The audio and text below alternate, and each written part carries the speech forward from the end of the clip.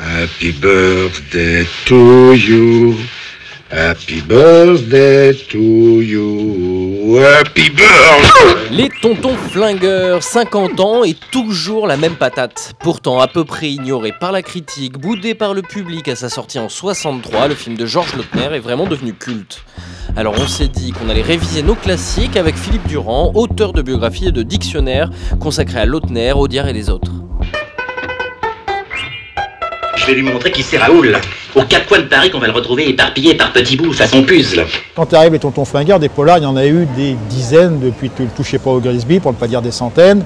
Et Audiard notamment, et Lautner aussi, on avait quand même envie d'en changer, parce qu'un polar de plus, ça n'apportait pas grand-chose. Et donc il décide de passer, disons, dans la parodie un peu délirante. C'est-à-dire qu'en fait, il se lâche. Il me semble avoir entendu...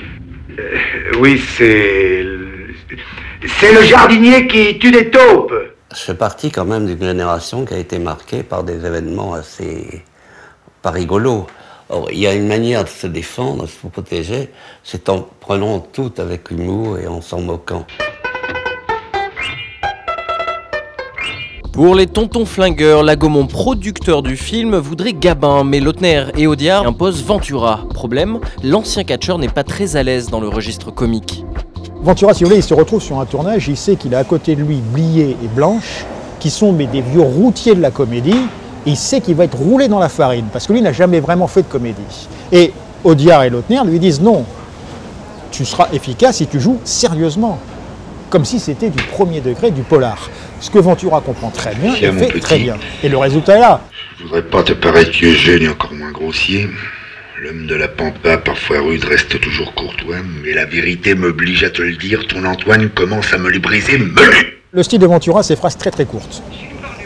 Ventura ne supportait pas les longs dialogues, au contraire de Gabin. Ventura détestait ça. Ventura se définissait comme un homme d'action. Il lui fallait des phrases d'action. Donc il fallait des phrases très courtes, vraiment toutes construites comme un coup de poing, des réflexions qui tombent comme ça, comme un tranchant, et avec Ventura, ça passait très bien. Vous croyez qu'ils oseraient venir ici? Les cons, ça ose tout. Et c'est même à ça qu'on les reconnaît. Adapté d'un roman d'Albert Simonin, Grisby en note Grisby, les tontons flingueurs, c'est aussi l'heure de gloire d'une langue de la rue, l'argot. La psychologie, il n'y en a qu'une. Défourailler le premier. C'était le talent d'Audiard de se servir de la langue de Simonin argot, qui était une langue pittoresque, qui était la langue des truands, qui était aussi la langue des flics, mais il n'y a plus de flics dans les tontons flingueurs, et d'en faire une langue populaire dans le bon sens du terme, c'est-à-dire une langue où on a l'impression que c'est du parler, c'est du vécu, tout est inventé, ça n'est absolument pas du vécu, mais ça sonne bien et les gens sont contents.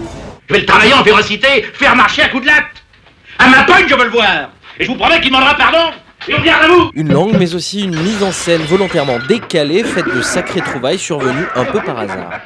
Je vois que vous êtes habitué à mener les choses rondement, hein.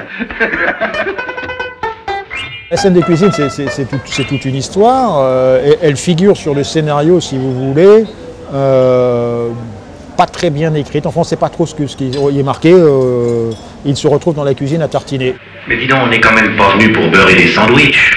Audiard ne voit pas l'intérêt de la scène, et Lautner, qui lui a des idées derrière la tête, se dit j'aimerais bien rendre un hommage à Quel Argot, dans lequel il y a aussi une scène plus ou moins, non pas de cuisine, mais où les gens parlent autour d'une table, et il dit à Audiard fais-moi une scène quand même de cuisine. Audiard se met à écrire. Quand on écrit une scène de cuisine comme ça, comment peut-on imaginer que cette scène va devenir culte? Et la tourlière, une blonde comaque.